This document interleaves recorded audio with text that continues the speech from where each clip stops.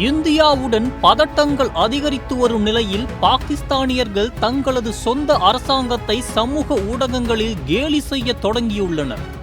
ஜம்மு காஷ்மீரின் பகல்காம் பகுதியில் பயங்கரவாதிகளால் 26 சுற்றுலா பயணிகள் படுகொலை செய்யப்பட்டதைத் தொடர்ந்து இந்தியா சுமத்தும் பயங்கரவாத குற்றச்சாட்டுகளை எதிர்கொள்ள பாகிஸ்தான் அரசு கடுமையாக முயற்சித்து வருகிறது.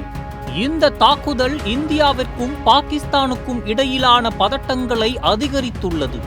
இரு நாடுகளும் விசா சேவைகளை நிறுத்தி வைத்துள்ளன மற்றும் பார்வையாளர்களை தங்கள் அண்டை நாடுகளிலிருந்து வெளியேற்றியுள்ளன.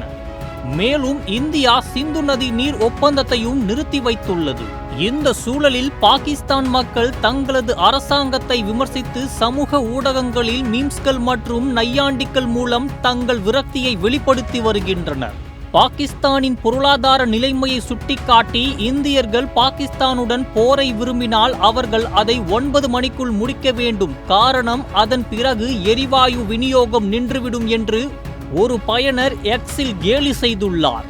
மேலும் பாகிஸ்தானிய பயனர்கள் தங்களது துன்பத்தை வெளிப்படுத்தி இந்த துயரம் எப்போது முடிவுக்கு வரும் என்று கேள்வி எழுப்பியுள்ளனர். சிந்து நதிநீர் ஒப்பந்தத்தை இந்தியா நிறுத்தி வைத்திருப்பதையும் பாகிஸ்தானுக்கு நீர் பற்றாக்குறை இருப்பதாகவும் குறிப்பிட்டு தண்ணீரை நிறுத்த வேண்டுமா, எப்படியும் சப்ளை இல்லை, எங்களை கொல்ல வேண்டுமா, எங்கள் அரசாங்கம் ஏற்கனவே எங்களை கொன்று கொண்டிருக்கிறது என்று ஒரு பயனர் கேலி செய்துள்ளார்.